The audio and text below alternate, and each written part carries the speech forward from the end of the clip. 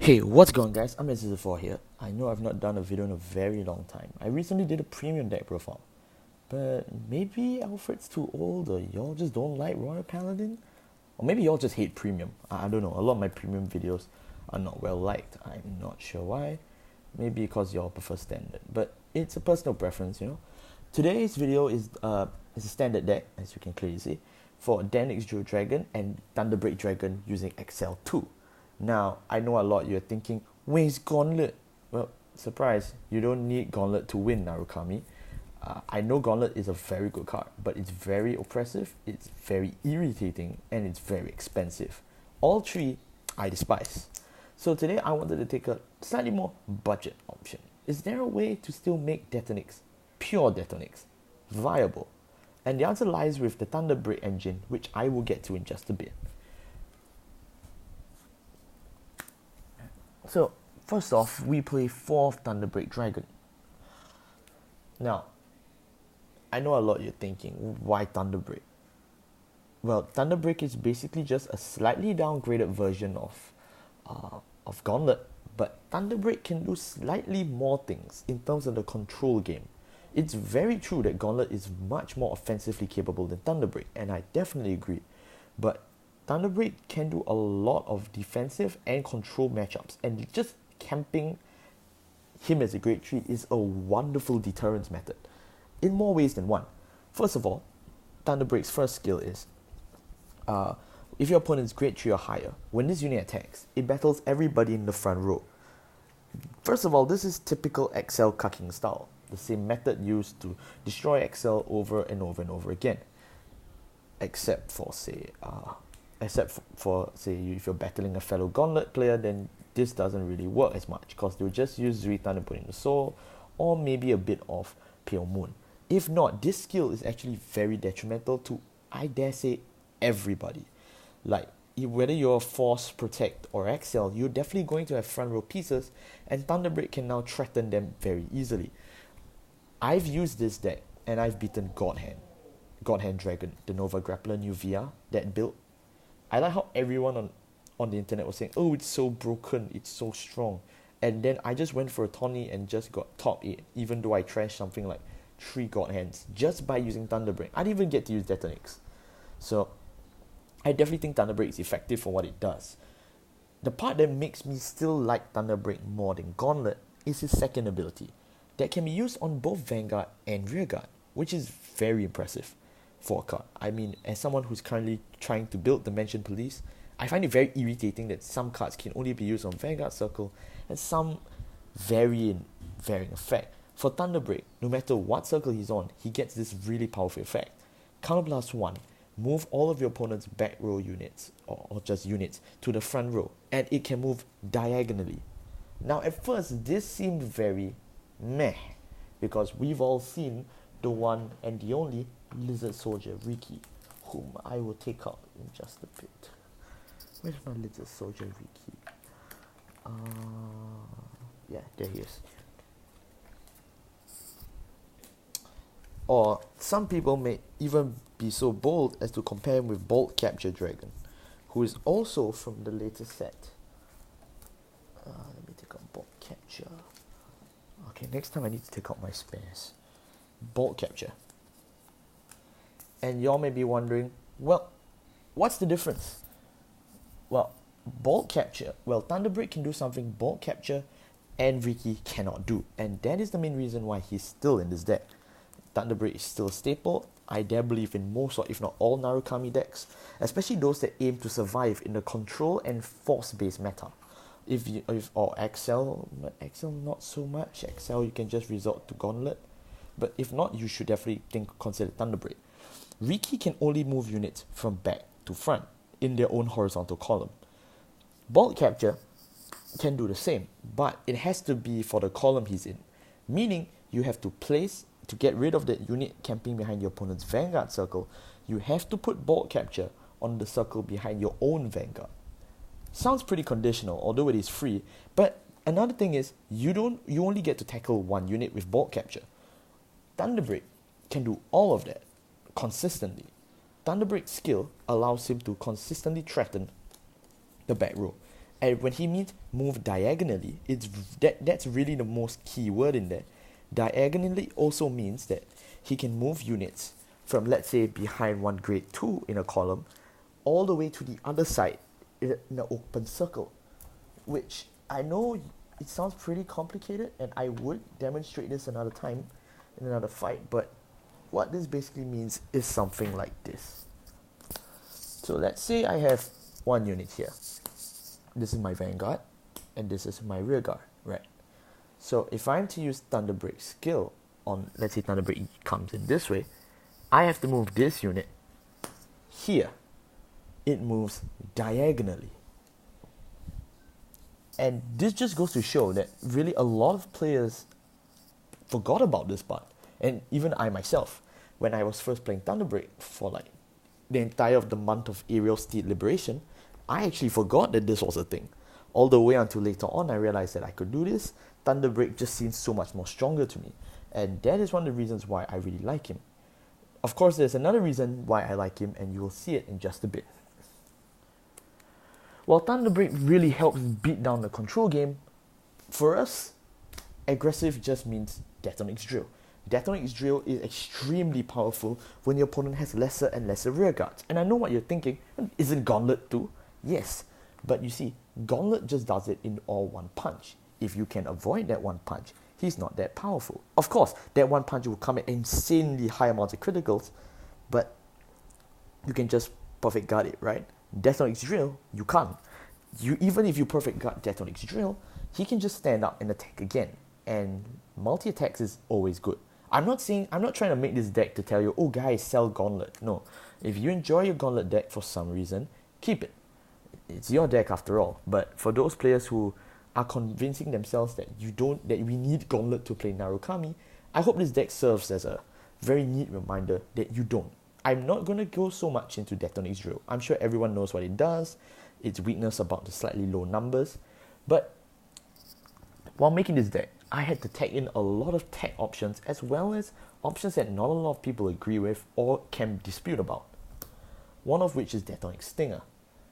I know I just mentioned the point on low numbers, but I hope no one takes it seriously to continue using the VBTO3 strategy of break riding with Detonix Stinger into Detonix drill. Why? That strategy is currently too slow in any meta. That strategy could work back in December of 2018, where everyone was just so impressed by the little Dayushas. You could use this, that's fine.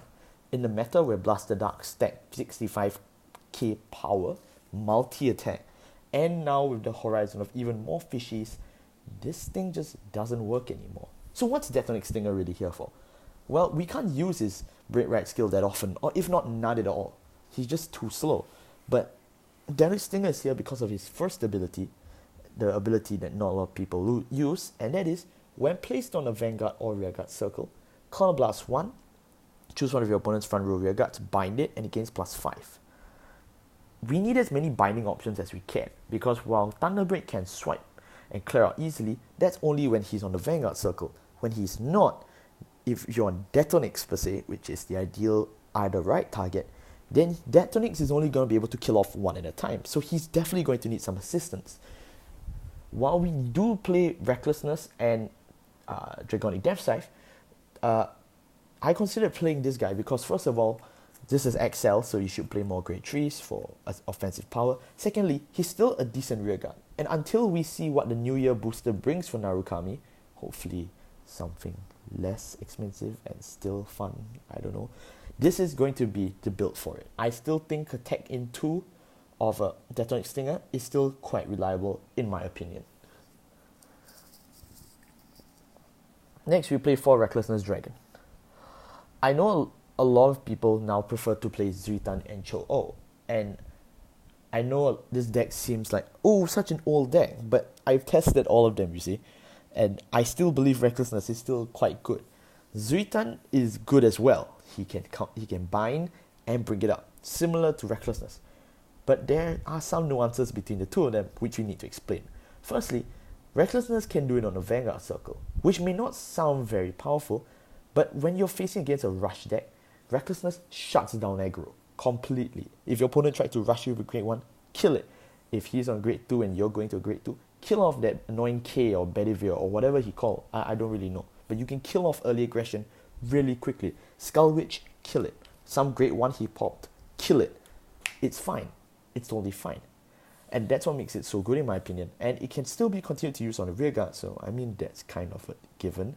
The second skill is when he attacks, if your opponent has 1 or less front or rear guards against 3k, this makes Recklessness almost a 12k beater consistently. And I know it's only 1 attack, but when you compare this to Cho-Oh, and Cho-Oh can multi-attack, which is very good. Cho-Oh can multi-attack in early game, so he's good as well. So I recommend people who can afford Cho-Oh and like Cho-Oh to definitely buy and play him. But I will always stick to Recklessness because I'm still very phobic, and it's a very valid phobia, of the accel number syndrome, which is even though you get an insane number of attacks, there's no point if all can't hit. Recklessness at a 12k base still increases my chances of hitting, definitely higher than Cho-Oh.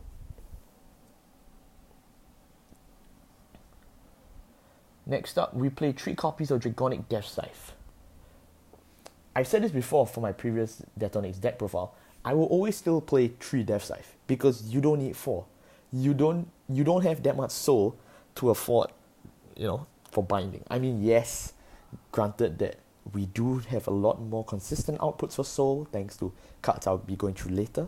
But then again, you already have Thunderbreak swiping out the front row consistently. If you're going into him for a defensive play, then you don't really use Death Scythe that often. Death Scythe is used more as a glass cannon. Death Scythe on first place and using a skill brings it up to a whopping 8. Brings it up to a whopping 9 plus 8, 9, 10, 11, 12, 13, 14, 15, 16, 17,000. And then after that, he drops it to a 14k beater. 14k is still quite devastating, mind you, so it's a constant beater, so keep that in mind. Although he is stronger than Recklessness, Death Scythe cannot be used on the Vanguard circle, and that's probably why I still only play 3 of him. And if you call him, you may be losing the opportunity for faster bind later on. Although when you need to rush him, you can just pour all your Death Scythe if you're confident you are winning.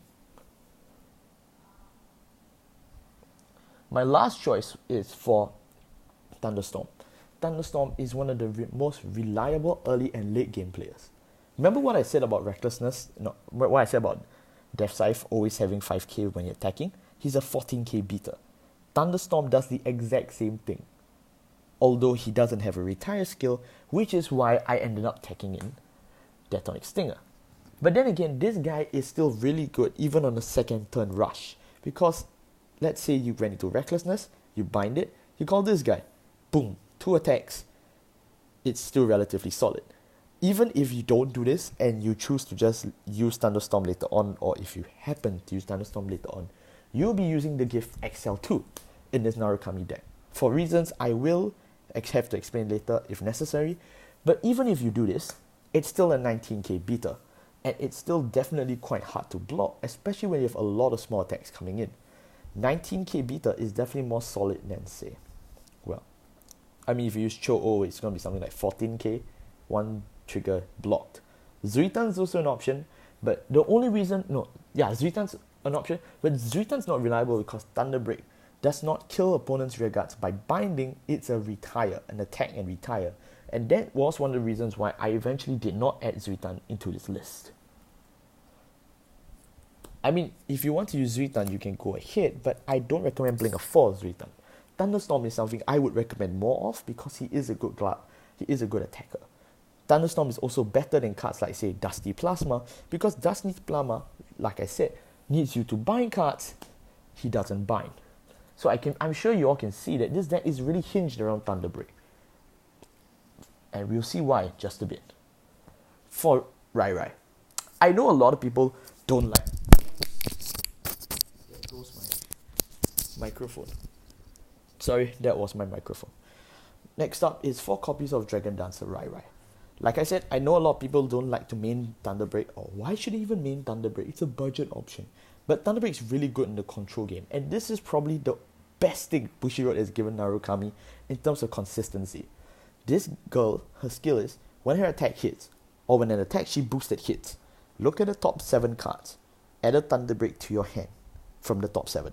If she was on a rear guard, you move into the soul. I know this sounds relatively mediocre and it's just a scan skill, but this gives so much pressure in every phase of the game that is just mad. Let me explain. If you use her as a first ride and attack, you're putting an on-hit pressure that ensures your consistency to a controlled gameplay. And that's just on turn 1. Even if you don't use her on turn 1, if you use her on, say, another turn, and you're using her to boost, every time you use Rai, you can constantly scan the top 7 cards.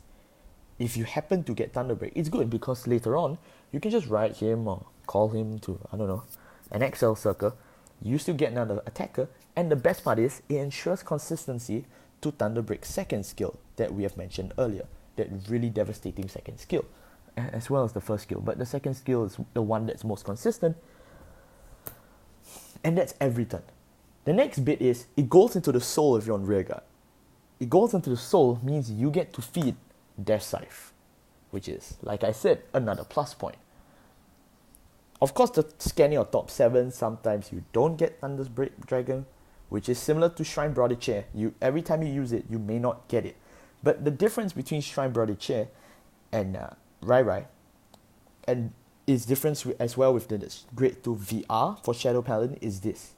The Grade 2 Shadow Paladin for VR had 2 options, which made it relatively consistent, but it was an on-place, means it only could be used once, and let's say you don't find it, it's a complete waste. It's just a 13k beater.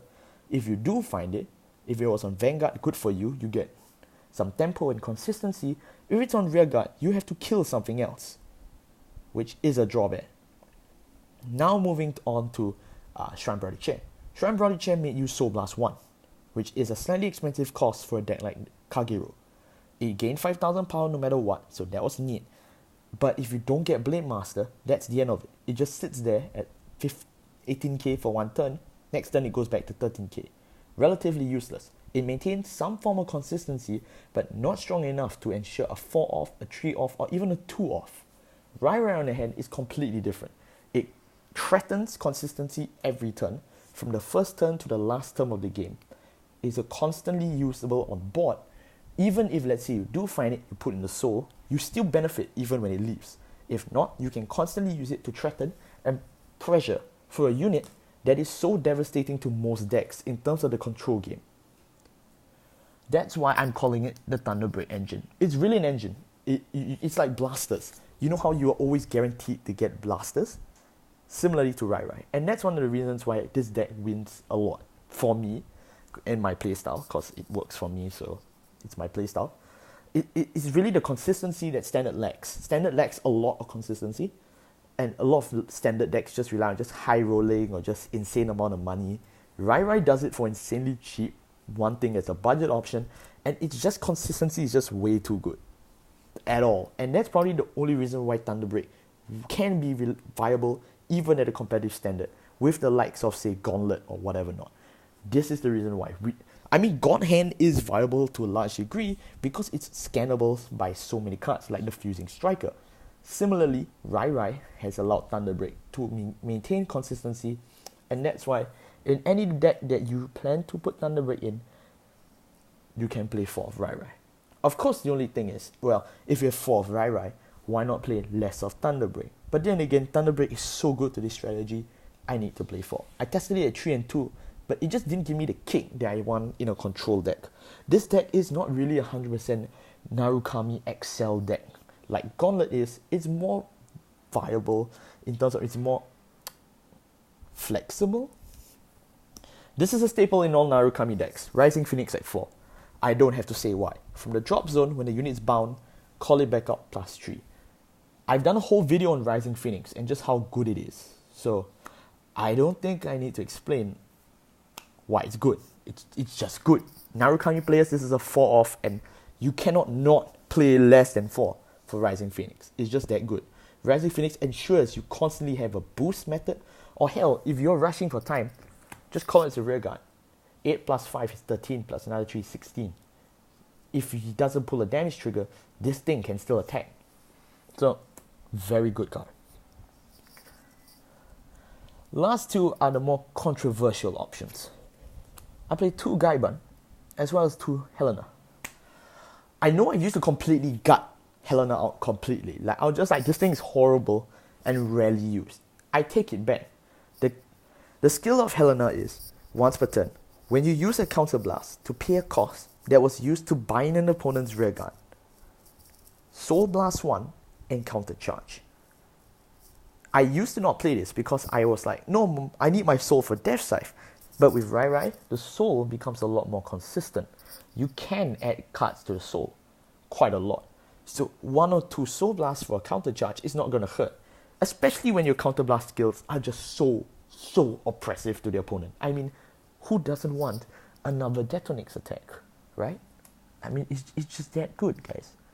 The second thing is 2. Why 2? Well, because you rarely use Helena's skill more than once or if not twice in an entire match. Or actually just once, actually, considering we play Thunderbreak. I rarely use Helena's skill more than once, so you don't need that many Helenas to take up slots. Gaiban is very unique. I used to play 4 of Gaiban, but I had to cut it down to 2 for tech reasons of Helena. But Gaiban is still a definitely must add in all decks that happen to run Detonix. I mean, you could add him to any Narukami deck, but his effectiveness really shines in a Detonix deck. His skill is, after the battle that your Vanguard attacked, choose one of your rear guards. It gets 3000 power and a Sentinel block. You know it's a Sentinel block, right? The unit that you give 3000 power to cannot have its attack blocked by a Sentinel, which is relatively strong. Although I will say the 3000 power boost is weak. But then again, this is an effect you're getting for absolutely free. No cost, just given to you after your Vanguard performs an attack. But then you may say, but then that means I need to attack with the Vanguard first, right? Or if not first or second, yes. But when you're playing with a deck like Thunderbreak and Detonix, attacking first is the strategy. You can't not play them while playing them second. It's just really hard. And most Narukami players always, if you're using one of these 2 cards, you attack first. Hell, if people play Gauntlet, they also attack first with Gauntlet. So it's kind of a fixed Narukami strategy to attack first with a Vanguard. And Gaiban really plays up the strengths. With Detonix, you get to attack twice, which means that you could do something like this. Let me demonstrate. Let's say I just have these 3 cards on the field. His opponent's a force unit, so I need to boost to make this attack hit, right? So I attack. Then of course, I counterblast 1. I stand him again. After this attack happened, Gaiban's skill can choose to give Detonix, because it's any unit, 3000 power. Then with Detonix's skill, he gains 5000 power. So now Detonix attacks with additional 8000 power. 8, right? 8000 power.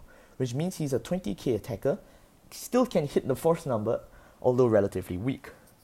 After that attack happens, I will trigger the skill of Gaiban to give a rearguard an additional 3000 power and the Sentinel block. When this unit attacks, let's say Recklessness, because he's the lowest constant power hitter, Recklessness attacks with 9000 power with an additional 8. 5 from here and 3 from his skill. With Gaiban, he gets another 3, which means he attacks at 20,000. 20,000, right? Let me count that one more time. He gets an additional... Yeah, he attacks for 20,000.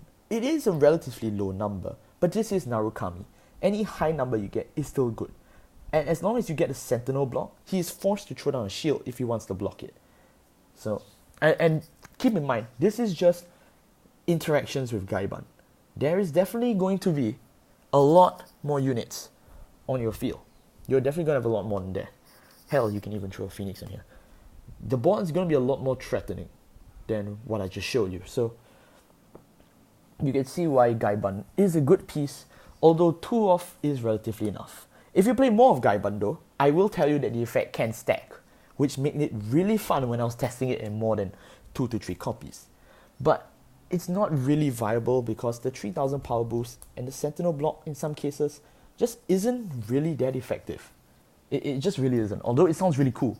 So that's why eventually I had to cut it. This is a meta where Force and Protect can roam as freely as accel. Shadow Paladin is still really oppressive, that kind of thing. Fishies are coming back, so yeah, it doesn't really make that much of a difference. As long as you have Gaibon in your deck list and you happen to pull him with accel 2 or something, you still get to use that threatening sentinel block. For draw, for crit, for front, for heal. Very standard. Crits and fronts are both equally needed. Fronts because it's an accel deck, so you need to raise the number. Crit is because if you're using Detonix or Thunderbreak, sometimes they may not gut the attack. If you pull a crit, boom, instant 2 damage. If not, you can still boot it to something else. Crits are still definitely devastating in any Narukami strategy. There's a reason why Gauntlet is so OP.